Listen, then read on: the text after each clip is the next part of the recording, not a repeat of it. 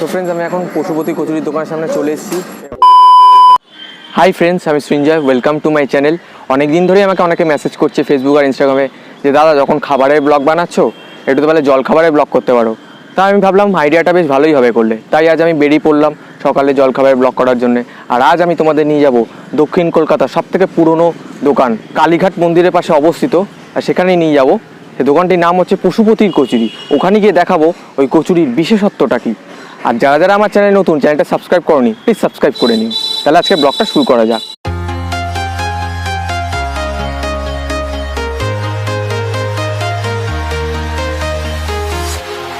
Walking alone, the streets are empty. The only thing I can see is my own silhouette.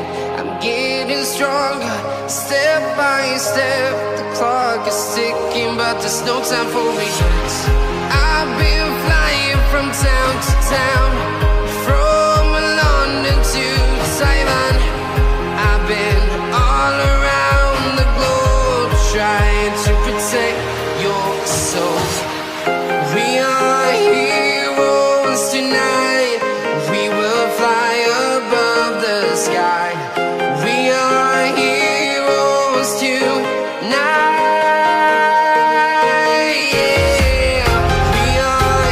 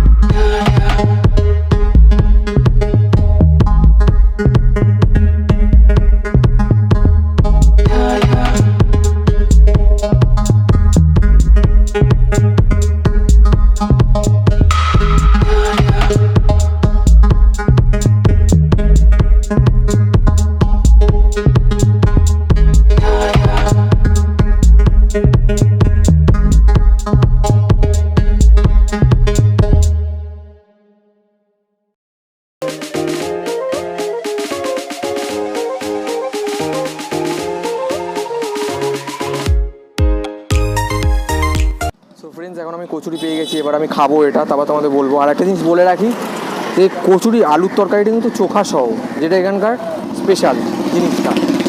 আর একটা জিনিস এটা যে এটা শাল পাতার মধ্যে দেয়, যেটা পারফেক্ট বাঙালিয়ানা যাকে বলে। আর আমি এটা খাবো, তারপর তোমাদের বলবো।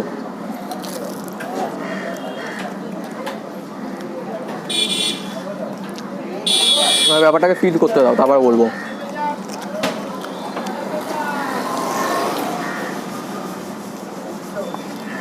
ভালোই লাগলো খেতে, অসাধারণ খেতে। এবার আমি খাবো আগে, তারপর তোমাদের সব কিছু বলবো কচুরি ব্যাপারে। তাহলে খেয়ে নিয়ে তারপর বলবো। আজকে আছে অজিত কুমার জানা, আমি ওনার কাছ থেকে জেনে নেবো ওই কচুরির দোকানের ব্যাপারে, জিনিসটা বিশেষত্বটা কি। তো কাকু এখানে কি পাওয়া যায়? হ্যাঁ, কচুরি পাওয়া যায়, সিঙ্গারা পাওয়া যায়, নিমকি পাওয়া যায়, খাস্তা কচুরি পাওয়া যায়, আর তেলে ভাজার মধ্যে চপ, বেগুনি, ফুরুলি, আলুর বড়া এইসব পাওয়া যায়। এই কচুরির বিশেষত্বটা কি? বিশেষত্ব হচ্ছে আলু চপার সমেত আলু তরকারি, আচ্ছা আর কচুরিটা সব থেকে ভালো। আচ্ছা আচ্ছা আচ্ছা। সব দামের মধ্যে পাওয়া যায়? দাম 4 টাকা, সব জিনিস? সব জিনিসই 4 টাকা। আচ্ছা আচ্ছা। এটা কত বছরের দোকান? এটা 70 বছর চলছে। আচ্ছা, কে আবিষ্কার করেছিল দোকানটা? আবিষ্কার করেছিল পদ্মবতী গুছাই। আচ্ছা, আর এখন কে সামলাচ্ছে? এখন ওনার ছেলে এই যে দেখাশোনা করছে, ওনার ছেলে। আচ্ছা আচ্ছা আচ্ছা। তো আমরা শুনে নিলাম ওনার কথা, এটা অনেক বছরের পুরনো। এবার আমি বাকিটা যেতে যেতে খাবারের ব্যাপারে তোমাদের রেটিংসটা দিয়ে দেবো। সো ফ্রেন্ডস, এবার আমি তোমাদের কচুরির ব্যাপারে বলবো। তো কচুরিটা আমার ভালোই লেগেছে, আর আমার কাছে যেটা নতুন লাগলো সেটা হচ্ছে চোকাসহ আলু। আমি এটা প্রথম খেলাম, আমার ভালো লেগেছে। আর আমার মতন যারা ভোজন রসিক মানুষ আছো তারা একবার করে এসো, ট্রাই করে এসো, ভালো লাগবে তোমাদের। আর যারা কালীঘাট যাও তারা তো জানবেই। তো আজকের ব্লগটা এখানেই শেষ করতে হবে। আর তোমরা জানো কী করতে হবে, যদি ব্লগটা ভালো লেগে থাকে লাইক করো, কমেন্ট করে জানিও, আর শেয়ার করো, আর সাবস্ক্রাইব করতে ভুলো না। তা দেখা হচ্ছে পরের ব্লগে।